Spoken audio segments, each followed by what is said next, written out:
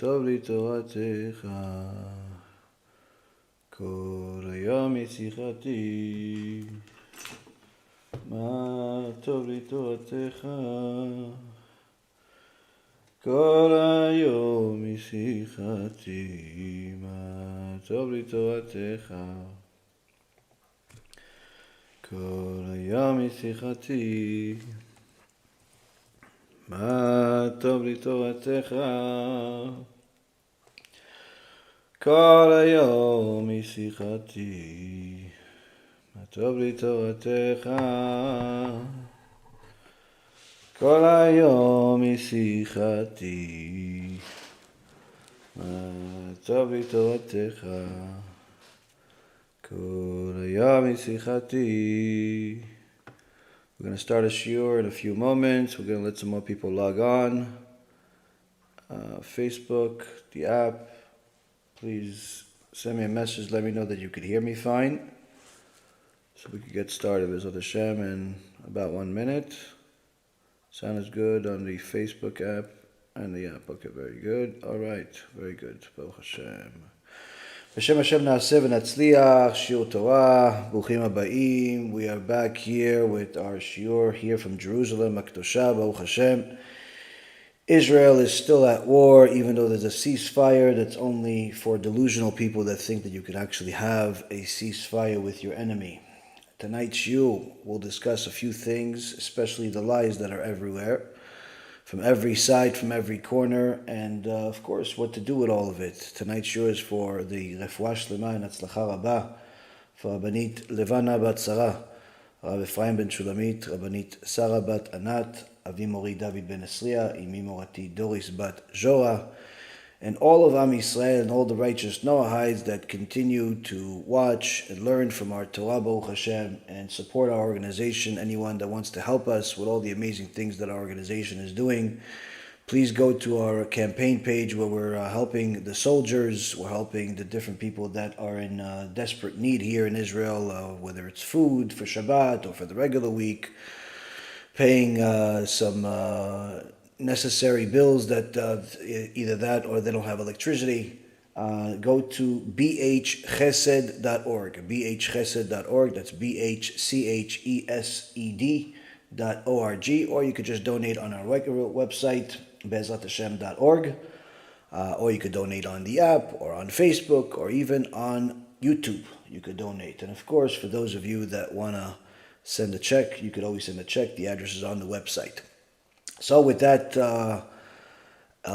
being said, let's talk. Let's see what's going on in the world right now. We're at war. We're at serious war, and the war is now on hold. One of the dumbest things in the world is to put a war on hold, because in essence what you're doing is you're allowing your enemy to regroup. One of the most powerful things that that you have in war is the pressure. And when you stop the pressure, it's in essence you're restarting the war from scratch. But that's what's happening in the world right now. And of course, there is lots of opinions coming from everywhere, whether it's from the allies or from the enemies. These are some of the things that are out there right now, whether it's on one end you're seeing that America, the ally of Israel, at least theoretically the ally under all costs and all conditions, as they call themselves, an unusual alliance between the two nations. On one end, you're seeing that President Biden came to Israel and showed support, but then shortly thereafter gave them a warning that they have to not bomb as much and not kill as much of the enemy that killed us first. Of course, everybody says, well, why are you killing so many? There was a ceasefire. There should be a ceasefire. Should stop all of it. Well, you do realize that there was a ceasefire on October 6th, and Hamas, Imach Shima V'Zichram, were the ones that broke the ceasefire to begin with by murdering thousands of Jews, much more than what the media is telling you, and hurting even more thousands, and kidnapping what was told as 240 people, which I told you already from the beginning is a complete lie, because they certainly kidnapped much more than that. Today they found out that there's at least 20 more Jewish people that were kidnapped, which means that the 240 is now 260. That's approximately a 10% increase. But the reality is, when the enemy has 6, 7, or 8 hours of free reign over civilians that cannot even defend themselves, and the enemy breaks through the border with 3,000 terrorists, of which the majority of them survived the attack. The Israeli army did not kill 3,000 of these terrorists. The vast majority of them escaped, and some of them even stayed in Israel, which means that they have 7, 8 hours, 3,000 of them, full of weapons, full of powerful weapons, against people that in most cases did not even own a gun. And they could do whatever they want. So if each one of them took one hostage, you could already see that the number 240 is a joke. Now, even if you don't say it, maybe that's an exaggeration, the reality is that the situation is much worse than what people imagine. Just like the original massacre that took place quickly was realized to be much worse than people thought. It wasn't just shooting people, but rather the kidnapping, the raping, while dismembering their body parts while raping them, putting children in the oven, all types of horrible things that I'm sure some of you have heard already. And I'm just reminding you. The point is that you're seeing that regardless of what comes out in the media, regardless of which media it is, whether it's CNN or it's YouTube or it's the Israeli newscasters that are on the cable here, or it's even the army, or it's the enemy itself, it's all a lie. Everything is a lie. Why? Because you quickly find out that it's all a lie. Everything is a lie. The numbers are a lie. The damage is a lie. The ceasefire is a lie. And you're finding out the truth either from different sources that are actually closer to the actual reality, because they're in the place. We're speaking to soldiers, we're speaking to different people that are on the inside, you're speaking to people that were victims, you're speaking to all types of people, and you're seeing that you're surrounded by lies, and there's not much that you can do about it other than simply realize that people that are thinking that they have the facts are living a deluded version of the lie. And then you have of course, the protests all over the world, whether it's on the Israeli side or on the Palestinian side, preaching more lies, both sides in different ways. From the Palestinian side, of course, they're preaching that they're innocent and that they are victims of apartheid and of all types of horror, when in reality, anyone that spent even a little bit of time, just figure, let's say, a day's worth of studying, a day worth of, pretend you're a scholar for a day, read a few books, or even if you read one book about the history of this land, you'll realize that everything that they're saying, regardless of what it is, without even picking and choosing, is a lie. The amount of Jews that were in Israel, before World War II, was significant. It wasn't that as if there was nobody in Israel.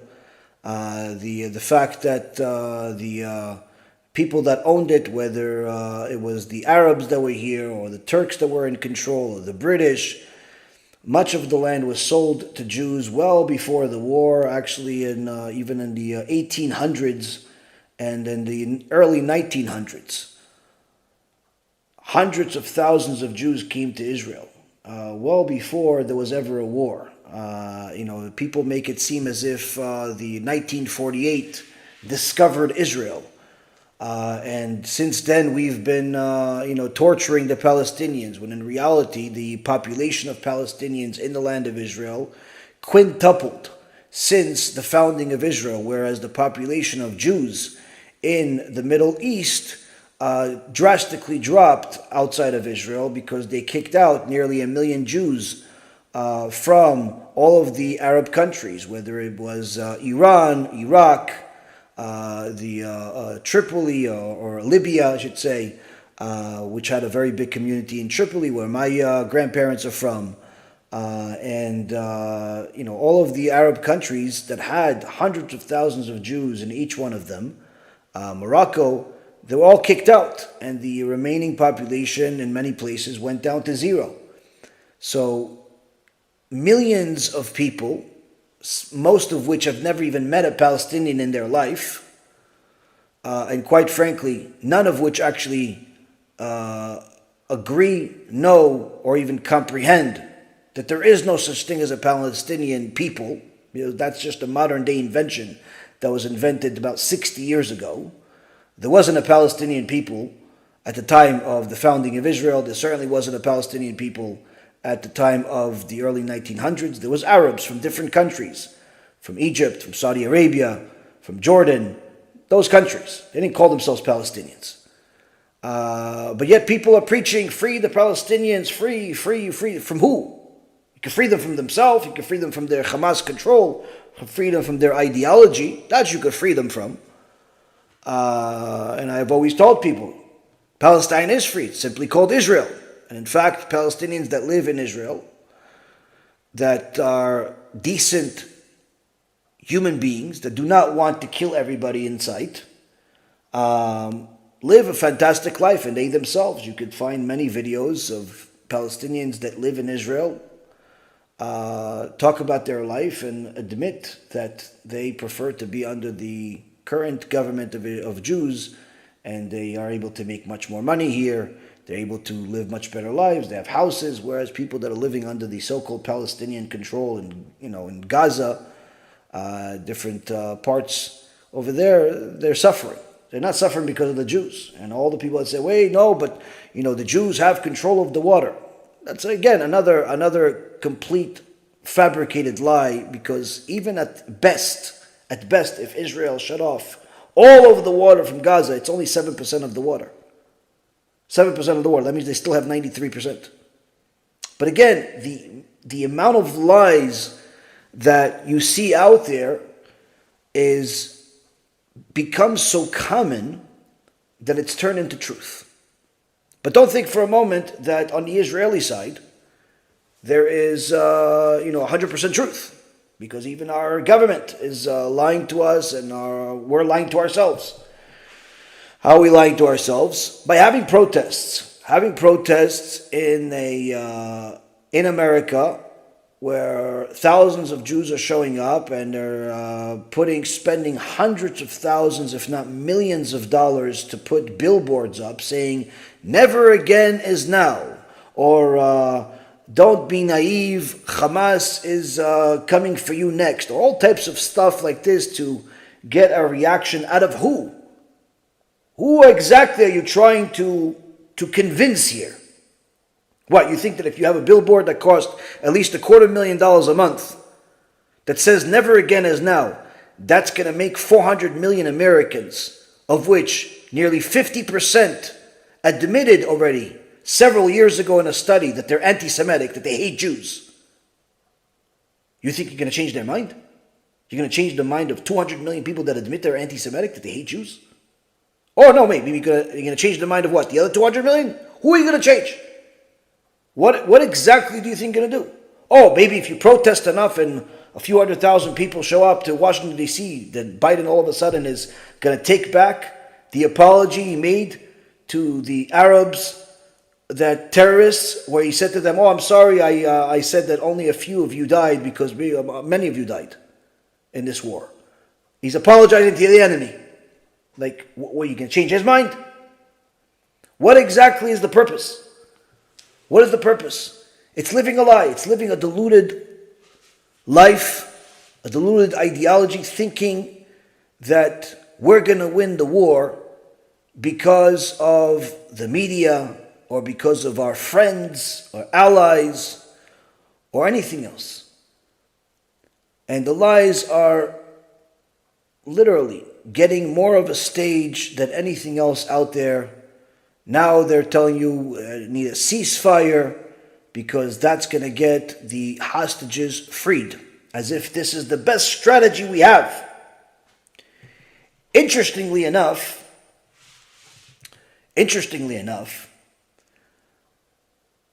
all of the hostages that were not Jewish, at least not to my knowledge, but were from Thailand, but live in Israel, all of them were freed. On the spot. Not part of the 50. They were freed. Separate. Why were they all freed? Did the Palestinians suddenly take back the fact that they chopped off the heads of Thailand workers and filmed it and put it on Twitter and Telegram and everywhere they possibly could? Do they take back? Do they regret it? Do they say, Chatanu Avinu Pashanu, we're sorry, we didn't mean to kill Thailand people? Hey, take them back, take the prisoners back? No, very simple.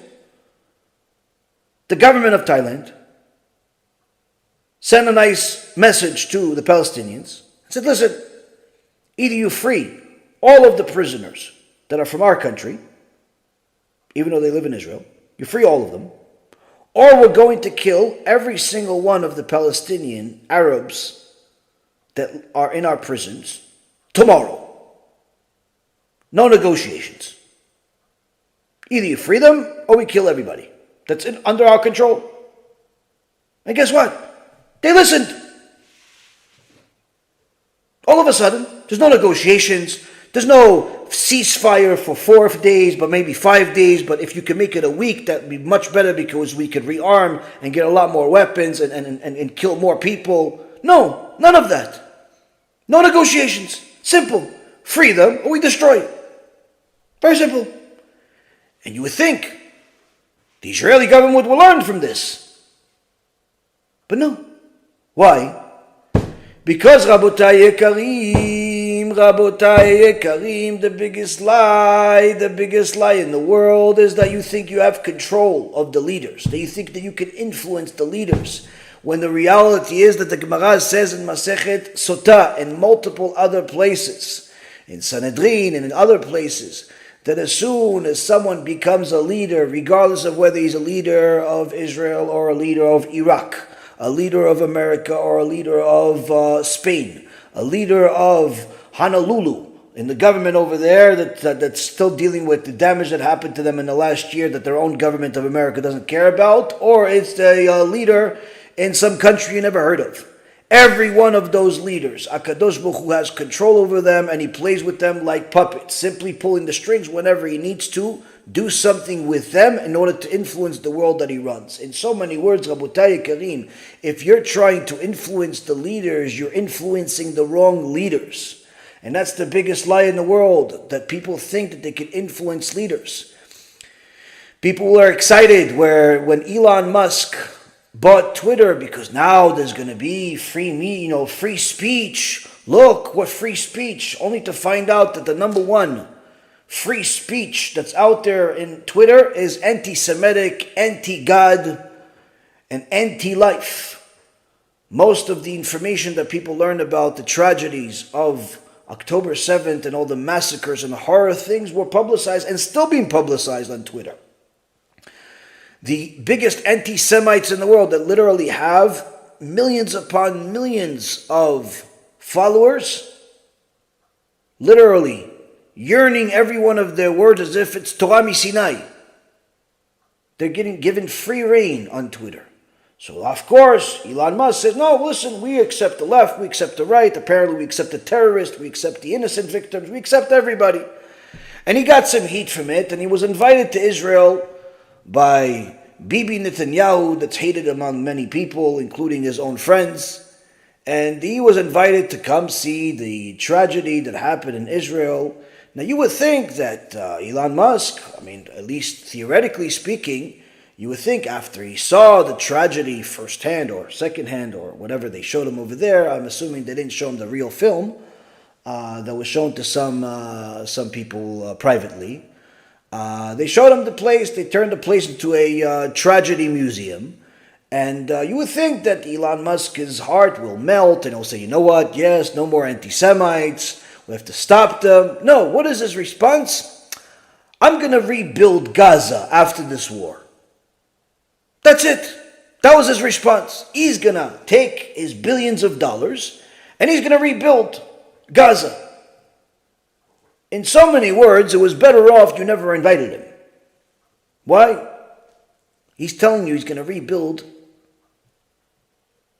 enemy property, land, territory.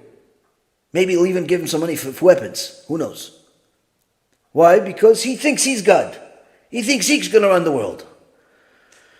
He thinks he can solve all of the world's problems because he invented some very interesting and clever technology in cars and rockets and some other things that certainly are useful and certainly are very profitable. But the reality is that teaching him what's right and wrong, it hasn't done. But of course, the followers of the billionaire list most likely will be impressed by Elon's reaction and say, you know what, you're right. After this whole thing is done, we're going to start a campaign and we're going to rebuild Gaza. What are you going to rebuild exactly? The tunnels underground with the special school corridors that have weapons in there? Or are you going to, what exactly are you going to build? What are you going to build exactly? And this, Rabotai Karim, is again another aspect of the world of lies. When people think that they can somehow influence leadership, media, or even the world around them by their outcries of this is wrong or this is right, all you do is simply waste your time, waste your energy, and little by little realize how helpless you truly are. Now, what does the Torah say about all of this? What does the Torah say about all of this? What does the Torah say about all of this? This week's parasha, Darkenu B'Kodesh, we always have to make sure that we look into the Torah and see what we find. After Yaakov Avinu, in last week's parashat Vayetze, leaves Lavan's house, he's now going back home. The journey back home is a 2-year journey according to our sages, because he didn't go straight home. He stopped at a few places. By the way, the reason why this is important information from us is to know the times that our sages spent in different places, because that's also how we find out the ages of people and the time frame of certain things. As the sages teach us that one of the ways that we know that the two sons of Yaakov, Shimon and Levi, that go and take revenge against the entire people of Shechem and kill all of them after they rape their sister Dinah and take her hostage, they were only 13 years old. How do we know that? Because we know that Yaakov was 20 years at the house of Lavan and 2 years journey, and he had to wait 7 years before he had his first child, Reuven, because he had to wait until Lavan gave him his daughter Leah. So from there we find out their ages. And the birth, the sages teach us that the labor of the first 3 children of Leah was only 7 months. So from there you do the math, you see that there is every little detail is useful, every little detail is informative. And furthermore, we see that Yaakov now is on his journey, and the first thing that Yaakov is saying here, that he realizes that Esav is still existing, still lives, and could very well be still his enemy. He's the reason why Yaakov left in the first place. Vayishlach Yaakov malachim lefanav el Esav achiv. That Yaakov sent angels. Rashi says real angels. As I explained to you last week, who are these angels? Sages teach us that there were some angels that misspoke. As instead of saying that Hashem is going to destroy Sodom, they said that we're going to destroy Sodom. Even though they were representing Hashem, still the way they misspoke was they got punished for it, and Hashem chopped off their wings, and they had to become angels that live on this land cannot go back up, and they became the servants of Yaakov. And these angels went to Esav. They were sent by Yaakov to go see Esav and scout out whether Esav is still the enemy or not. And quickly they find out that yes, Esav is still viewing you as an enemy. And in fact, he's coming here with 400 men. What's 400 men? 400 different battalions. Esav was in essence, a king of Edom, and had an enormous army, and was bringing the entire army to go and take revenge against his brother Yaakov. So we see here that a war is brewing. Yaakov is concerned, and he says to HaKadosh Baruch Hu, Atzileni na miyad achi miyad Esav. Hashem, save me from my brother, save me from the hand of Esav. Obviously his brother is Esav. And then shortly thereafter, in a couple of verses later, says that Yaakov sends gifts le'esav achiv, to Esav, his brother. So we see here that when Yaakov is referring to his brother, he's referring to him in two different ways. When he pleads to Hashem, he says, Hashem, please save me from my brother, from Esav. When he speaks to the angels or to the messengers to go send them gifts, he says to them, go bring this to Esav, my brother. The opposite of what he said to Hashem. So b'siyata d'ishmaya, we developed a chidush that we already had over the years. After learning a little more today, and we see here that this is not a mistake, but rather intentional speech. Where when Yaakov pleads with Hashem, first he says to Hashem, you have done so much chesed for me. Katonti mikol chasadim, you've done so much chesed for me. Meaning that you've given me the tools to deal with the Esav. Why? Because Esav is Edom. Why is he called Edom? Because he is materialistic. He was willing to sell the firstborn rights because he just simply wanted red stew. He wanted red stew, Adom, so he's called Adom. He's called Edom. He's materialistic. If he sees a woman, doesn't matter if she's married, he takes her. If he sees somebody owning something and he wants it, he doesn't ask, he doesn't buy, he simply takes it. That's what we saw when we met Esav, when he saw that Nimrod had a certain jacket, if you will, that Esav wanted. He simply killed Nimrod because he wanted it. When he saw women, he simply took the women. When he saw that perhaps these women are not finding favor in the eyes of his parents, so he just married another woman. In so many words, whatever he wants, he just gets it. No questions asked. So Yaakov Avinu says, I know how to deal with Esav. When he's Esav, I know how to deal with him.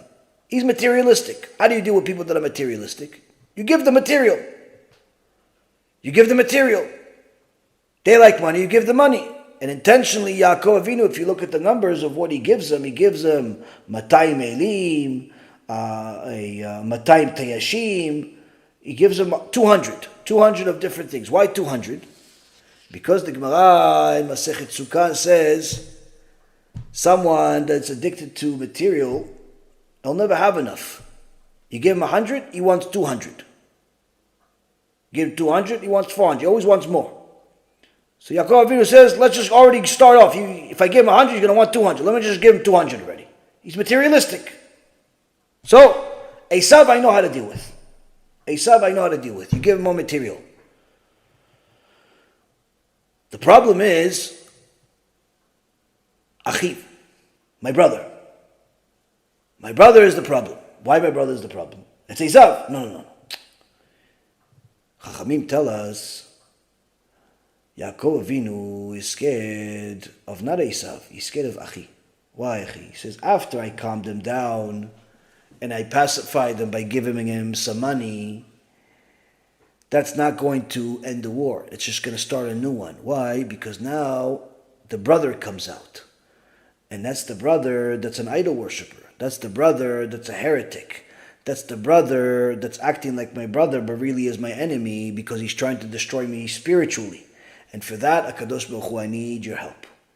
For that, I need your help. Why? Because he may tell me all types of things and he's going to start confusing different people in the family. He's going to start telling people that God is a man or God needs you or all types of heretical things that could destroy the entire house.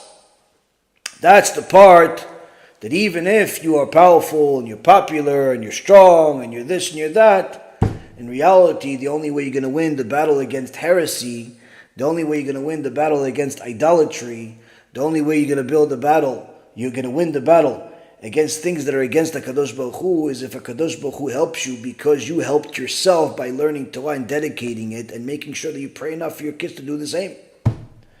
That's why Yaakov Avinu is coming to HaKadosh Baruch Hu and says, Atzileni na miyad achi miyad Esav. Why?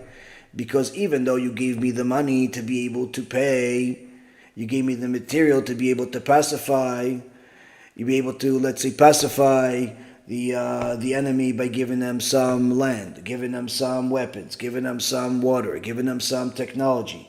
The reality is you're not going to be able to buy their ideology with it. They're still going to stay the enemies, whether they're the enemies ideologically or they're enemies otherwise. And that, Rabotai Karim, is a war that is the more dangerous war. The war against heresy. The war against heresy is the biggest war. Why? Because that heresy is already infiltrated well before October 7th. In fact, what we're seeing in the world today is a result of that war that's been fought against us with barely any defense. This is why people, both religious and non-religious Jews, unfortunately are wasting their time thinking that we can win this war politically. You cannot win a political war against a people that cares less about politics.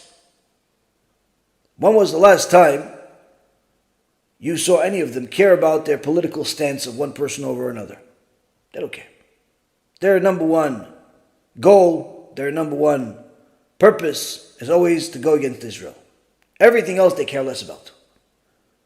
You can't win a war with politics here. Now, when you're trying to say, wait a minute, no, but maybe we can't change their political stance, but we're going to change the political stance of America. We're going to change the political stance of different countries in Europe. And even if you do, that's only temporary until another politician convinces them otherwise. What's going to be with that? You can't win the war with politics. You cannot win the war with politics. And so long as you think that you can win this war with politics, you've already lost the war. Why? Because you're fighting the wrong war. You say, well, we're going to win the war with weapons. What good are those weapons if you're not allowed to use them? Because the political stance that you have restricts you of how you are able to fight the war. If America goes to war, whether it was against Iraq, Afghanistan, or it's a World War II with against Japan and Germany, or it was more recent like Vietnam and Korea, or pretty much anything else that they've gone to war. Did anybody have any influence on which weapons they used? And how many bullets they shot? You could have sent 50 million letters to the White House. Every single one of them will be put in the bin called garbage. Why? They're fighting a war. People are trying to influence Russia, how to fight a war against Ukraine. They really succeeded at that. Russia really held itself back. Nobody cares. No country in the world can be told how to fight a war against except Israel. Why? Because their ideology is wrong.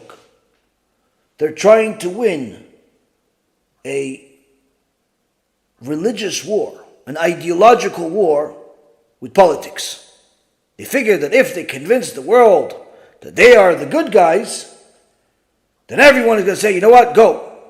Shoot them, destroy them, kill them. Go get them, guys. Never going to happen. Never going to happen. It's a complete foolish endeavor, and it's not going to change anytime soon. So regardless of what weapons you have, Israel can have a nuclear weapon aimed at every one of its enemies. And guess what? They're never going to shoot even one. Not even one. Not because the weapons don't work. Not because they don't have it. But rather because they're afraid of what people are going to think. Yeah, but listen, Israel needs America. Who said? Why? Why do they need America?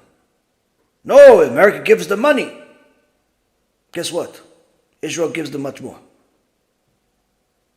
A lot of the technological advancements that America has had over the last several decades, whether it's in their Air Force or other weaponry, where did you think it come from? Iraq? You think Iraq helped you with your weapons? You think maybe Afghanistan or Iran? Korea maybe? China? Who do you think helped? Who developed a lot of this technology? America is getting a bargain for what they're getting. But the reality is, the relationship between the two has nothing to do with money. It's political. It's political. It's a way for America to believe like it's controlling the Middle East, even though the Middle East does whatever it wants, with the exception of Israel. It's the only one that listens. Everybody else does whatever they want. Attack whenever they want, shoot whenever they want. When the leader of Syria murdered more than 500,000 of his own people just a few years ago, did you see any protests in America? Free the Syrians from themselves. See anybody cry about it? Care about it? No. Why? Because it didn't have any influence on the American politics. This whole notion that people care about Palestine is complete nonsense. Nobody cares about Palestine, including the Arab nations. That's why they won't let them in. That's why Egypt closed the border. That's why none of the Arab countries will accept them.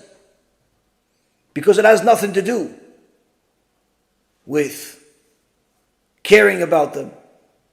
It's all politics.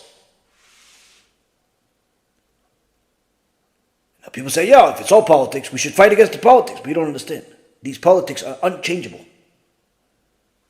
Why are they unchangeable? Because it's the hand of a Kadosh Baruch Hu that's pulling the strings in reality. As the Gemara says in Masechet Sotah, page 49, that at the end of days, the leaders are going to do things against their own people. Our leaders are going to do things against our own people's interest. We're going to vote for them. We're going to put them in power. We're going to empower them. And they will do things against our own interest. Why? Because this, Rabotai Karim, will lead us to the ultimate ideology of truth, which is to recognize that the only thing we can ever rely on is our Father in heaven, HaKadosh Baruch Hu, and nothing else. Everything else is simply an illusion. So as much as you can protest, as much as you can vote for a new person in office in whatever country you vote in, as much as you publish stories and follow the latest journalist that got 15 minutes of fame extended to 20, none of it is going to change anything in this war, in this world. The only thing that's going to change is not going to be the billboards, and it's certainly not going to be the political stance of anyone, and it's certainly not going to be the way they fight this war. The only thing that's going to change is people that realize the truth are going to change their own behaviors and go look up to heaven and realize HaKadosh Baruch Hu is in control and say, Shema Yisrael, Adonai Eloheinu, Adonai Echad. Hear, O Israel, Hashem our God, Hashem is one. There's nothing else but you. En od milvado. You're the only one in control. And since you're the only one in control, I must look at your instructions. Because you gave us instructions called the Torah of how to live a life, how to serve you, how to win, how to succeed, how to live eternally, and not just for this temporary world full of stomach aches and food poisoning. How to live life. Stop believing the lies. Now what's HaKadosh Baruch Hu's track record in helping us win wars? The first war that Am Yisrael fought was fought by our forefather Avraham Avinu. We only learned about this just a few weeks ago. Avraham Avinu takes his servant Eliezer and goes and fights the 4 strongest nations on planet Earth. 4 nations, not 4 people, 4 nations with armies, millions. What weaponry does Avraham Avinu has? Does he have an atomic bomb? Does he have airplanes? Does he have ballistic missiles? No. What does he have? He has sand. Yes, sand. That's what he has. He has sand and straw. But the secret sauce to that sand and straw is his understanding and belief of who decides who the winner is going to be. And that's HaKadosh Baruch Hu. Avraham Avinu goes to war against 4 nations at the same time. Armies of millions of people. With his servant Eliezer, a few other people that came with him that were his servants, just following suit. Some people say they ran away. Avraham Avinu takes sand, straw, throws it in the air, and HaKadosh Baruch Hu turns it into ballistic missiles and all types of other fancy weaponry that destroys the enemy in a relatively short period of time. That was the first war. There was no politics, and there was no negotiations. He won the war with the hand of God, absolutely, and therefore there was no more hostages. Lot was freed, everyone that was a hostage was freed, the enemy was destroyed, the end. The next war was fought in this week's parasha. The enemy, just like the Hamas terrorists, Yimach Shimam v'Zichram, may HaKadosh Baruch Hu burn them alive.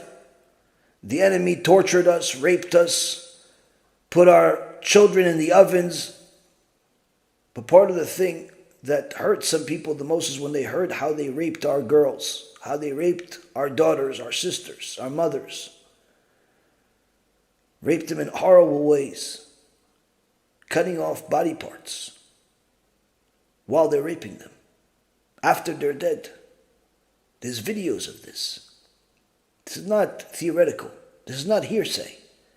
The enemy themselves filmed this. It wasn't hidden cameras. They were proud of this. And it wasn't 1, 2, or 3 stories, countless. Years ago, the people of Shechem ignored the fact that one of their leaders raped the daughter of Yaakov, our forefather. He raped Dinah, little girl. When our brothers, our 13-year-old brothers, Shimon and Levi, heard about this, they went to war. Although it wasn't under the instructions of Yaakov Avinu, and he was upset at them at the way they did it, nonetheless, they won the war. They killed everybody. No hostages, no negotiations, no nothing. At the end of the war, the one and only hostage, Dinah, was freed. How did they win the war, these 2 13-year-old kids? Simple. HaKadosh Baruch Hu was with them. It's the only way you can explain it. It's the only way you can rationalize it. It's the only way that it could happen. After this, the Midrash tells us that all of the Canaanite nations decided to go to war against Yaakov. 7 nations, talking about millions and millions of people, decide to go to war against Yaakov and his family, meaning Yaakov, who is over 100 years old, and his 12 sons.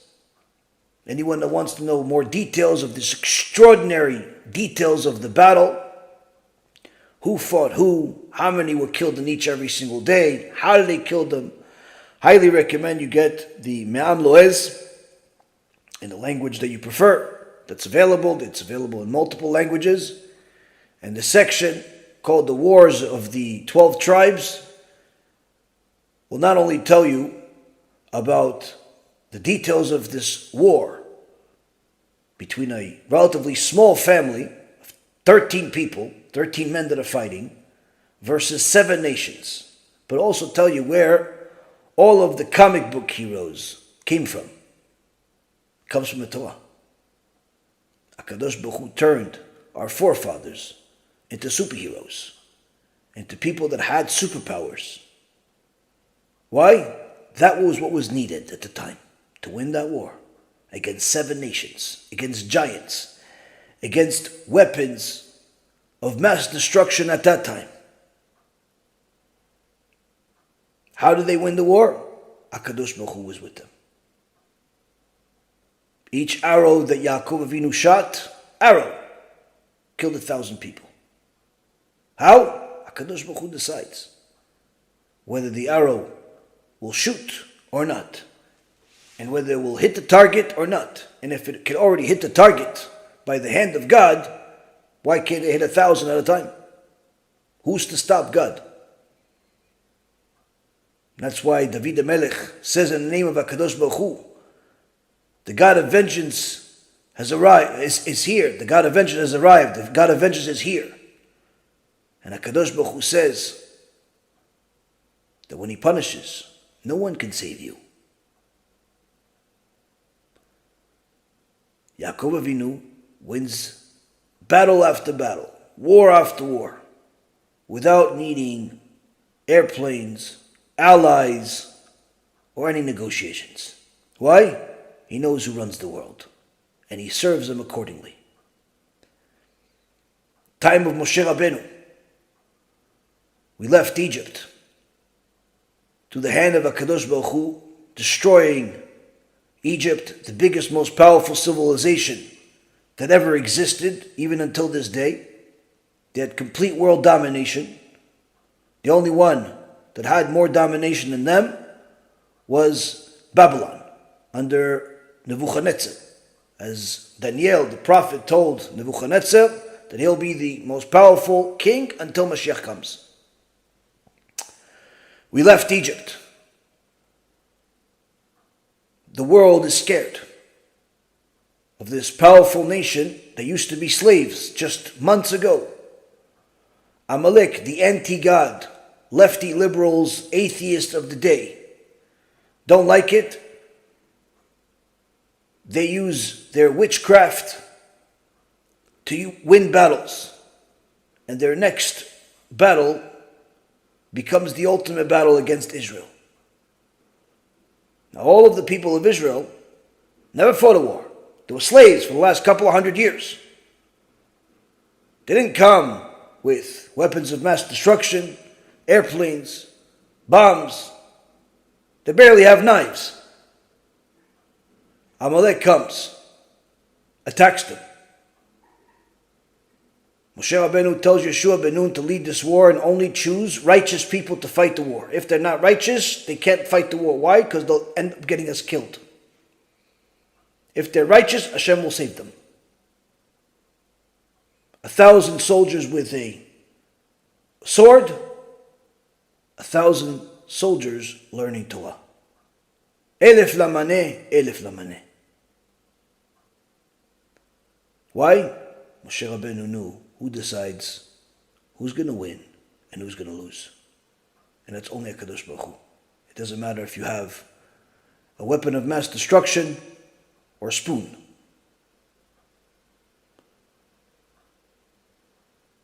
Rav Kuli in Me'am Loez says, this war between Am Yisrael and Amalek at the time of Moshe Rabbeinu was a supernatural war that was even greater than the war of Gog and Magog that's happening and will continuously get worse in our days. Because the witchcraft of Amalek helped them fight the war because they knew who was destined to die, and therefore they wouldn't send him to battle.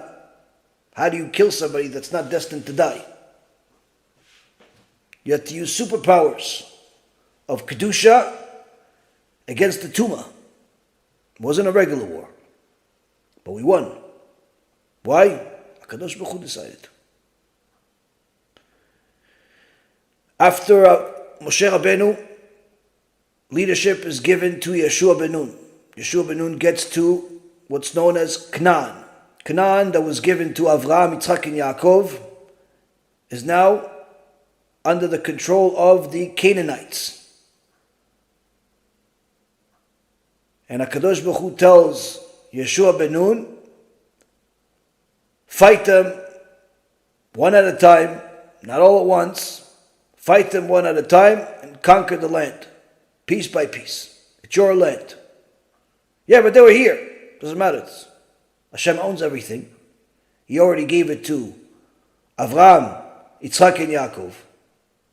Meaning that the original owners of this land are our forefathers, Avraham, Yitzchak, and Yaakov, not the Palestinians and not their neighbors either. Not the Turks, not the Spaniards, not the British or the Americans. Avraham, Yitzchak, and Yaakov are the original owners that were gifted the land of Canaan, currently known as Israel, from HaKadosh Baruch Hu.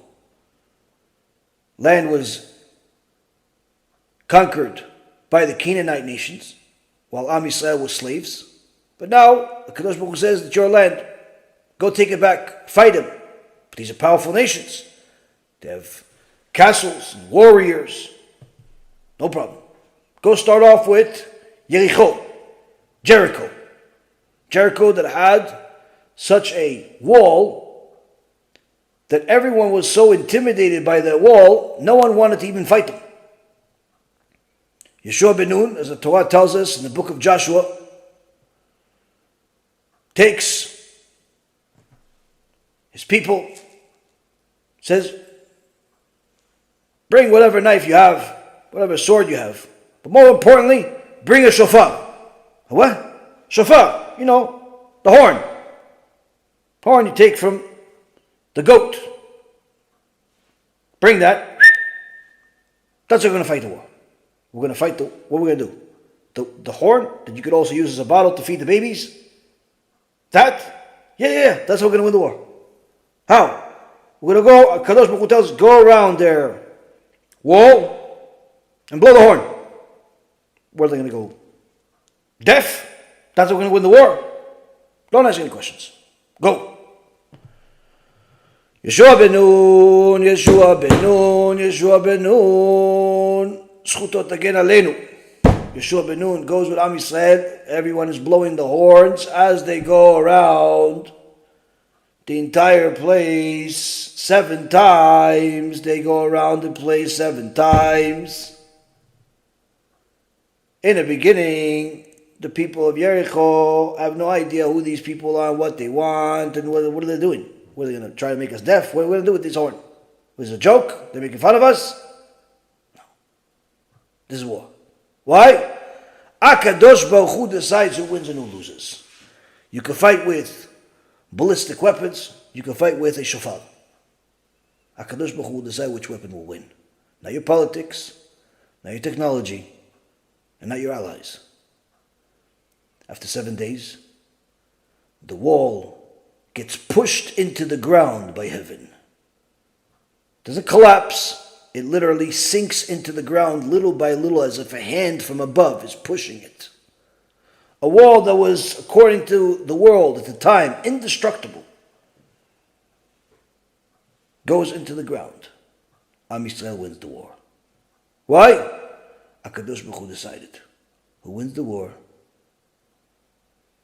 David HaMelech, young teenager, little kid, knows that there's a war between Am Yisrael and the Philistines. And the Philistines have a warrior no one wants to fight named Goliath, who happens to be a distant relative of David's. Why? Because Ruth was the grandmother of David, and Orpah was her sister. Orpah, the Gemara in Masechet Avodah Zarah says, she was the mother of Goliath.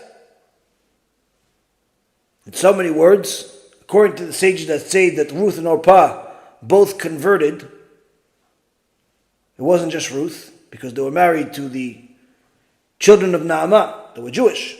So they both converted. So according to the opinion that both converted already at the time, means that Orpah was Jewish. Therefore, Goliath was Jewish. But he's with the Philistines. He's one of these self-hating Jews like today. And he's a warrior, and he's a giant, and he's powerful. And no one wants to fight him. Little boy, young teenager, full of Kedusha, full of holiness. David HaMelech says, I'll go to war with him. You come with the swords. I come in the name of God. David HaMelech, as the world knows till this day, takes a rock, throws it at him, and the rock miraculously goes through the steel helmet that Goliath has, because David HaMelech knew the special name of the angel of steel and made a deal with him. As the Midrash tells us, and the Gemara, that David HaMelech said the name of this angel and commanded the angel to open up the steel when he throws the rock, because if he does, Am Yisrael will win, and ultimately HaKadosh Baruch Hu is already planning to make David HaMelech the king. And once I'm king, he says to him, I will institute a takana on the law of how to do Brit Milah, where until this day they did Brit Milah with a knife made out of rock. I'll institute a takana that from now on we make Brit Milah. Every circumcision of a Jewish boy will have to be done with a metal knife. So you'll get a benefit out of this. The angel agrees. The steel opens. The rock enters the brain of Goliath and he dies on the spot. How did we win? The entire nation of Philistines lost because of this. How? HaKadosh Baruch Hu decides who wins the war. No negotiations, no allies, no politics, no special weapons. Only need to serve HaKadosh Baruch Hu. David HaMelech sang to HaKadosh Baruch Hu and cried to him on a daily basis as a little boy, as a shepherd, and continued to do so through his entire life.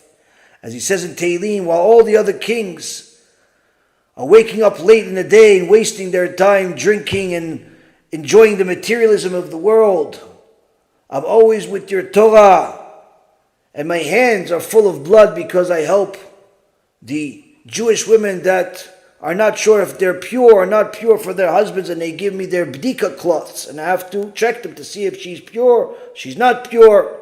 Never touch the woman, chas v'shalom. The woman's not even there. They just give a bdika cloth to see if this blood is from an injury or the blood is from the womb. Of course, the hands get dirty. Says HaKadosh Baruch Hu, I'm proud of this. Why? Because it's a mitzvah. It's a mitzvah. One of the biggest mitzvot you could do is to help a woman be with her husband, to know if she's allowed or not allowed. Because if a woman, even if she's nice, even if she's rich, and even if she's beautiful, but she is with her husband, needless to say with somebody that's not her husband, when she is impure, they both get a promise from HaKadosh Baruch Hu that they have a death penalty waiting for them. Shem Yishmo V'Yatzil. Why? A woman that is not pure, did not go to the mikveh, is not allowed to be even with her husband. Needless to say, if she's not married, she's automatically not pure. There's no premarital intimacy in Judaism. No such thing. There's no such thing as boyfriend-girlfriend in Judaism. You want to be together, you have to get married. After you get married, you have to wait for the time of the month where you're allowed to be together, which is approximately half the month. Even if you're married and you have 5 kids together, if you're together, when you're not allowed to be together, both of you are promised from HaKadosh Baruch Hu, you have a death penalty waiting for you. Now the death penalty doesn't necessarily always come to the person, it's the perpetrator. Sometimes HaKadosh Baruch Hu kills their kids. Sometimes HaKadosh Baruch Hu kills their parnasah. Sometimes HaKadosh Baruch Hu gives them horrible diseases that make them feel like it's better off to die. All types of things. Don't think that these problems come to a person for no reason. Hashem is not picking on you. You did it to yourself. Oh, I don't know why I can't find somebody to marry. Because you made yourself free property your whole life. And HaKadosh Baruch Hu sees you destroyed a lot of people's lives, so you also destroyed yours. Fix your past by doing tshuva today. Start keeping mitzvot, act modestly, do tshuva, say I'm sorry, publicize the Torah. Fix your past, and you'll have a good future. You don't fix your past, it's downhill from here. A woman that's not Jewish wants to marry a Jewish guy, or the opposite. A Jewish guy, a non-Jewish guy wants to marry a Jewish girl. Not only do these marriages not work out and ultimately end up in divorce, that's very painful, but the amount of punishment that they'll both get from HaKadosh Baruch Hu in this world and the next is literally immeasurable. Dvuka bo kekelev. The neshama of the non-Jew and the Jew become glued like a dog with his master, and they both suffer together endlessly. They have to reincarnate as dogs. They have to go to GEHINNOM, kafakela, Shem yishmor v'yatzil. If you only knew literally 1% of the punishment for intermarriage, or even intimacy between a Jew and a non-Jew, literally you start crying hysterically, even if you yourself didn't do it. Even if you just know somebody that did it. You cry for them. David HaMelech wanted to make sure that Bnot Yisrael were pure for their husbands, and therefore instead of wasting his time like the other kings, David HaMelech is proud of being not only the king, but the master of halacha, to make sure that family purity is a first language among Am Yisrael. That's why David HaMelech won his wars. Not because he had good weapons, not even because he had a certain battalion of super soldiers, as the Gemara in Masechet Sanhedrin talks about. There's a certain part of his army that were literally super soldiers that came from different nations, that had haircuts that are forbidden to other Jews, but they were allowed to have it, specifically because of their position in the army, that intimidated the enemy. But that's not the reason why David HaMelech won the wars. He won the wars because he was a servant of HaKadosh Baruch Hu. No politics, no negotiations. In approximately a week, we're going to celebrate one of the favorite holidays among all Jews, including the non-religious Jews, including the atheist Jews. What holiday? Chanukah. Chanukah, everyone knows part of the story. The Greeks tried to destroy us spiritually, turn all of the Jews into idol worshippers. They didn't care about killing us physically. They only cared about killing us spiritually. And they succeeded to a certain extent until the Maccabees declared war on them. Who are these Maccabees? How many millions of them were there? There was no millions. There was no 100,000s. There wasn't even 20. There's a few Maccabees, small little family. all Avrechim, Torah scholars. Never picked up a sword. I'd be surprised if they picked up a knife to eat food. They declared war against the strongest army in the world, much more powerful than what America or China is in the world today. These Avrechim, Torah scholars, went to war against the Greeks in the name of God and won the war. There wasn't special weapons. It wasn't negotiations. There was only doing the will of God. Go to war in the name of God. If you're going to war for the honor of my name, Hashem says, you already won. Hashem yilachem lachem v'atem techarishun, as the Torah says in the book of Exodus, chapter 14, verse 14. God will fight your wars and you shall remain silent. What do we all celebrate? On Chanukah, do we celebrate secularism? Do we celebrate Zionism, socialism, or any other ism? No, the exact opposite. We celebrate the Torah because the only reason why Am Yisrael exists in the world today is because of this small group of Torah scholars that decided to become warriors with a sword they didn't even know how to hold. And some of them, the Midrash says it was too heavy for them. Why? Because they decided to go fight the war in honor of God and destroyed the most powerful army on planet Earth at the time. The Greek Empire wasn't the Greek Greece of today where everything is white on the beach. This Greek Empire was located in Syria. How do we beat them? Simple. HaKadosh Baruch Hu decided who wins the war. The battle against Sisera was won because of a young woman named Yael. Little girl, Jewish tzedikah, took Sisera, chopped off his head. Am Yisrael won the war. Why? Hashem decides who wins the war. The battles of Gideon, the battles of Am Yisrael across all spectrums, throughout all of our history, have only been won because HaKadosh Baruch Hu decided that we're going to win. Not because we had armies, not because we had ballistic missiles. One of the greatest proofs is the fact that we've been in the exile for 2,000 years. Tortured and murdered by every hosting nation that hosted us for a period of time before they decided to murder us. Everyone went to war against us, but without an army, we outlived every one of those nations. Despite the Holocaust, we are here and they're not. But there were times that we lost, like in the Holocaust, like in the Spanish Inquisition, like in other pogroms. Why?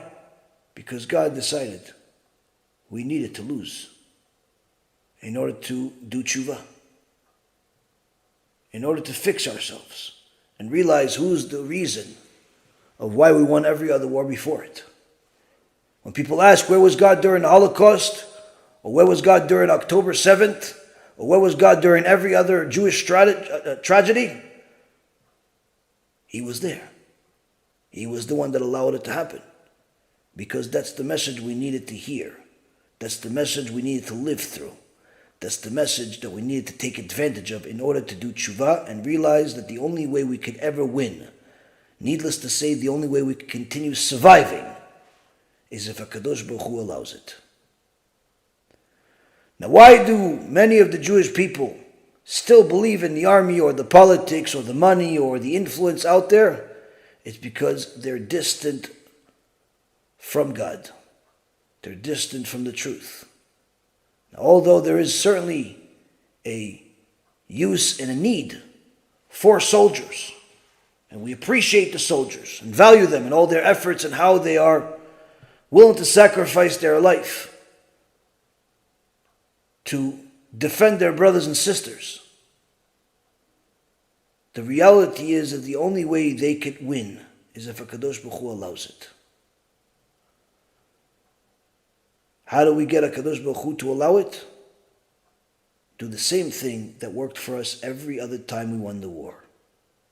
Whether it's at the time of Avraham, Yaakov, the 12 tribes, Moshe Rabbeinu, Yeshua ben Nun, David HaMelech, Gideon, the Maccabees.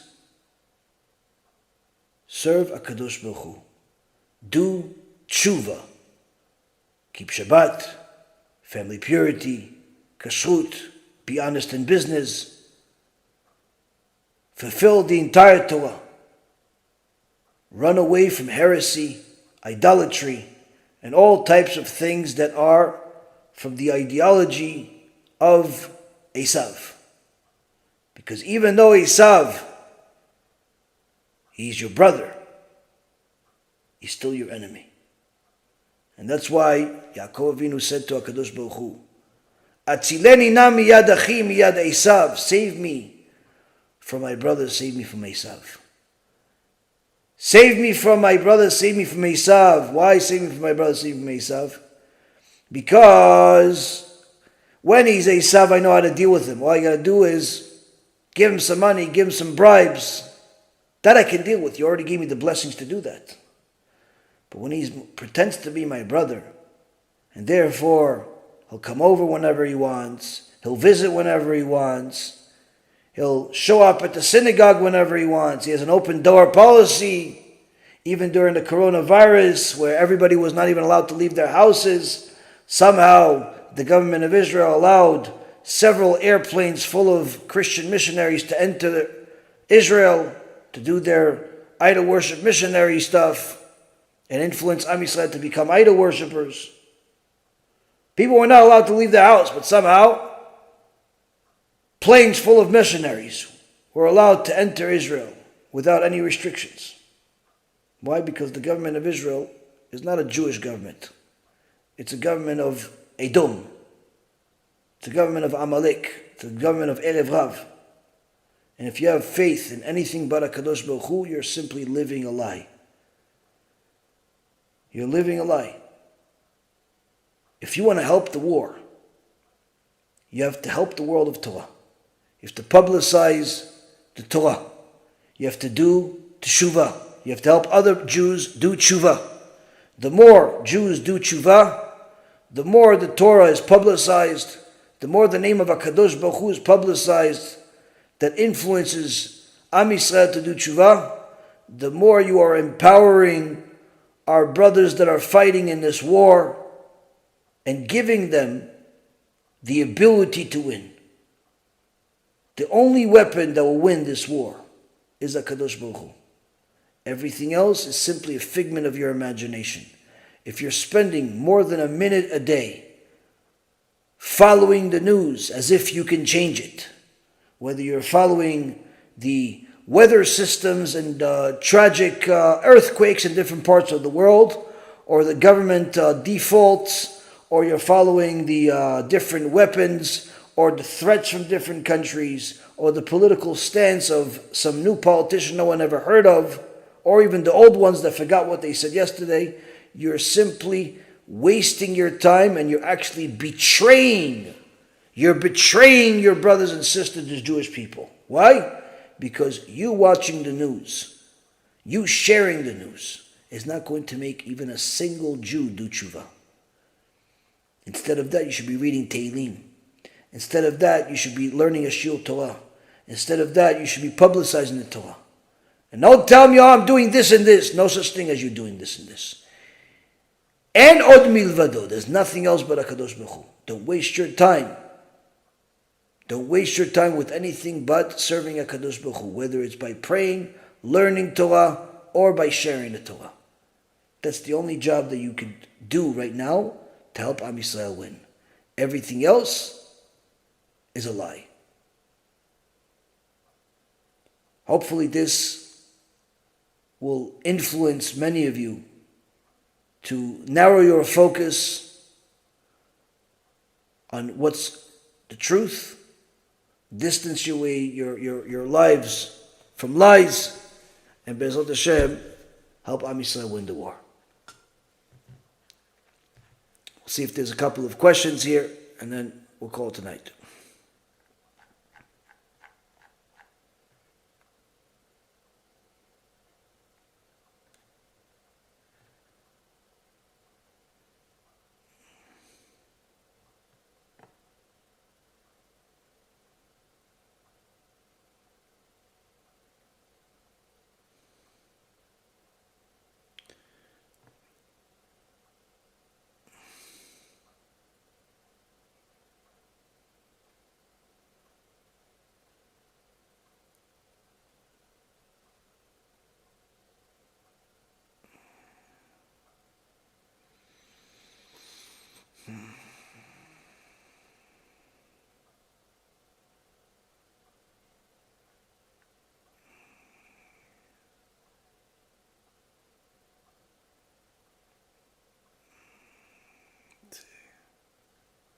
Okay.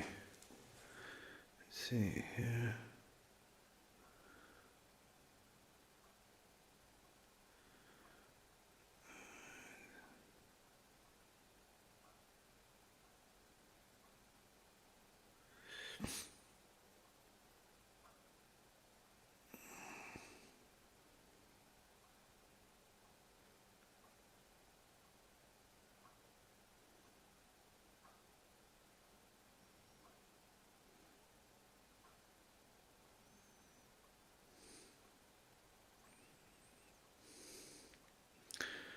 Proud Jewish doctor, I find it fascinating that ultra-Orthodox state they were attacked because God felt they were not respecting all aspects of Judaism. Fascinating to me. It may be fascinating, but it's the truth, simply because that's what the Torah says.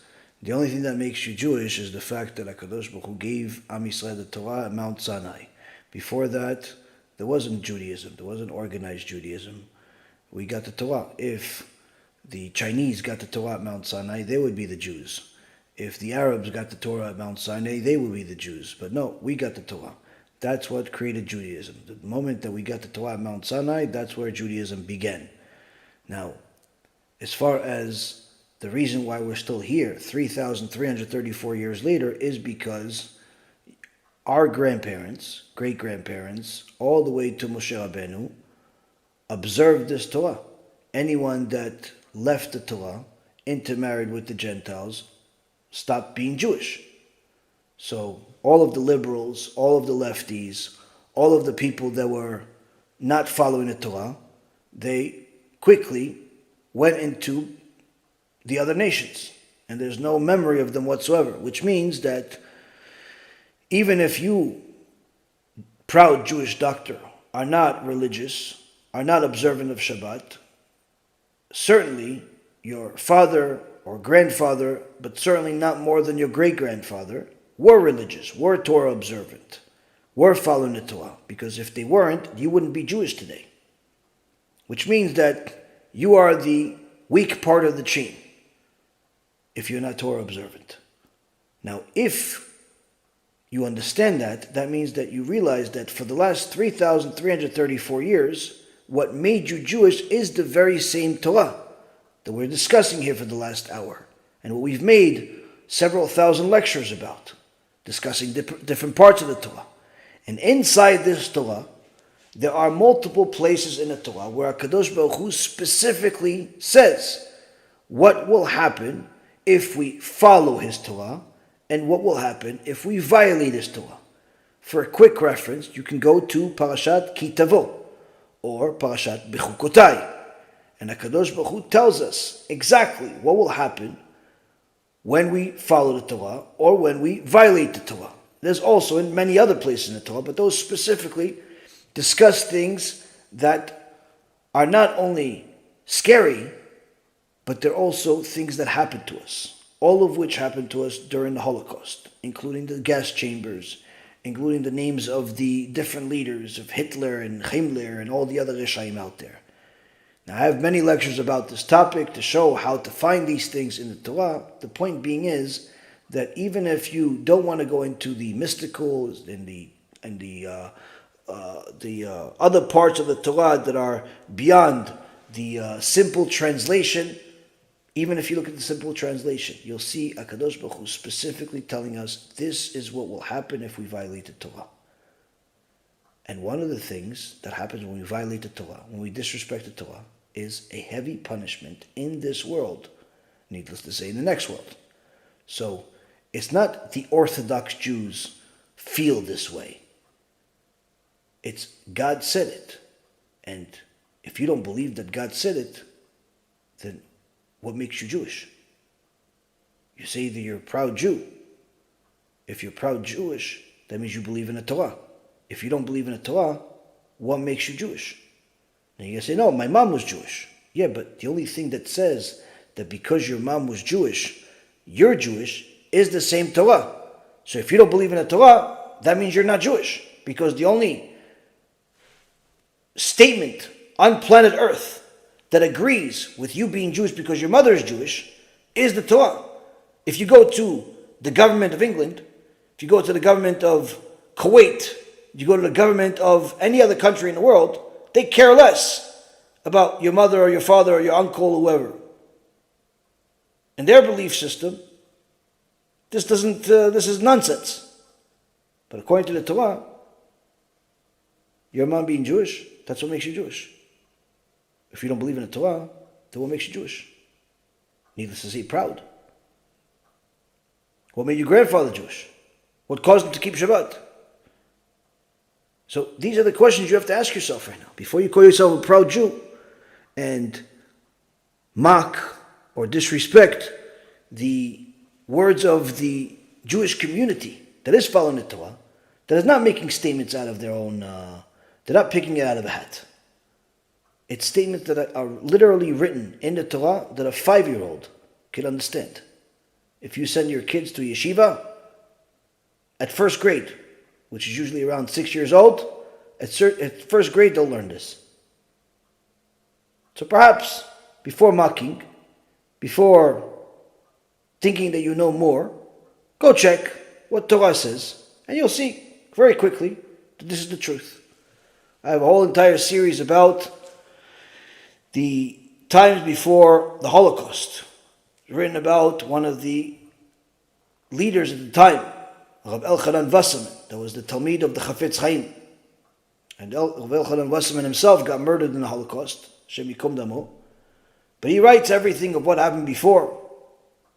And you'll see many things that the sages said will happen. All of it happened. Why? Because the sages weren't saying things out of their own opinion. They were saying things that were already found in the Torah for the last several thousand years. Which means that once you understand what the Torah says, there's no surprises. There's simply a reality. Try it. It'll help you become a much better doctor.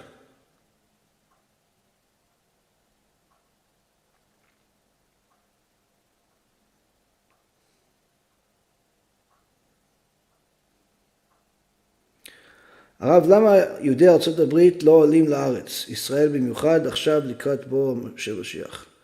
So the question is, why aren't the Jews of the United States not making aliyah to Israel? Well, I'd say that this is a statement that if you would have asked this question 2 months ago, I'd give you a different answer.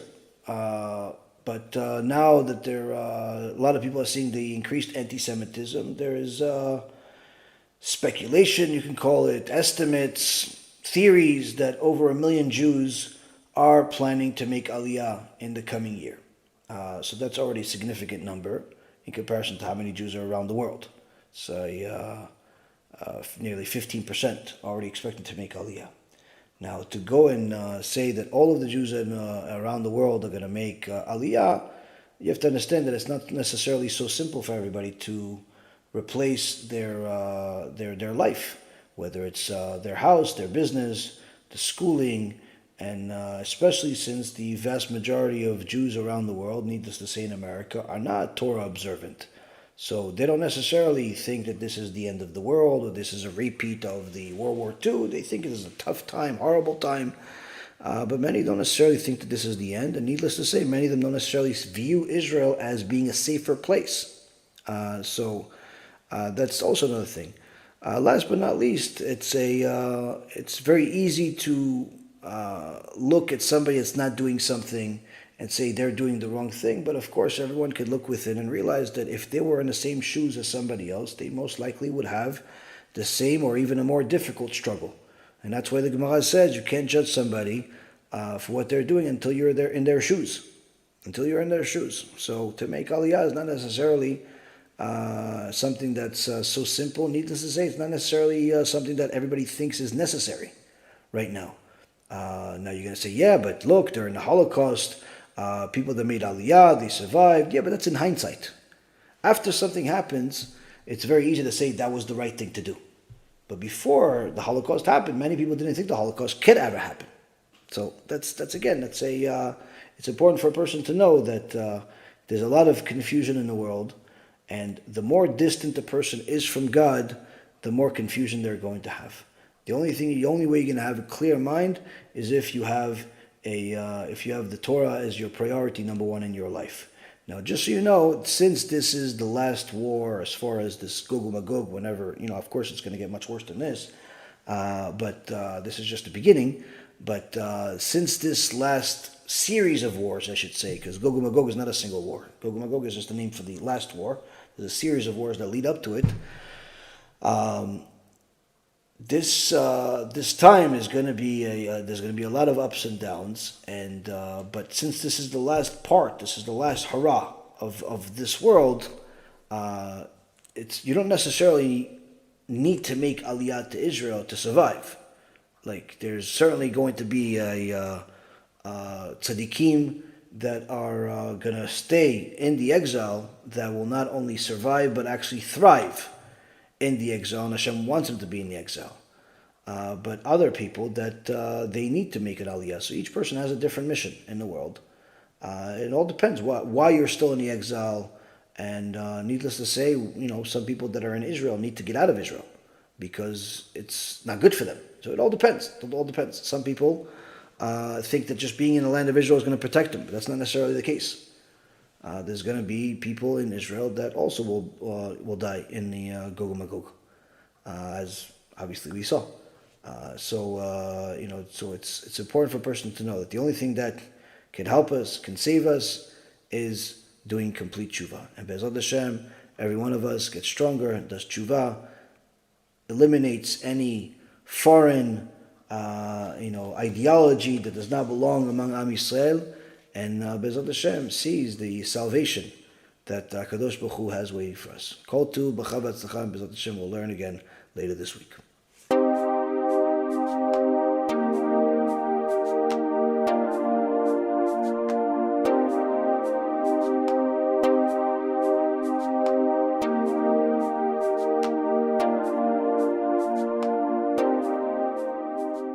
אני מברך את הרבנים, הרב ירון ראובן, הרב אפרים כחלון, ראשי ארגון בעזרת השם, שהלכו בפי עליון, שעלו מעלה מעלה, יהיה להם ברכה והצלחה, הקדוש ברוך הוא ימלא בישועות ליבם לטובה ולברכה, שבכל מה שיפנו ישכילו ויצליחו, יזכו לעשות כאלה וכאלה, רדינו תורה לאדירה, אמן ואמן.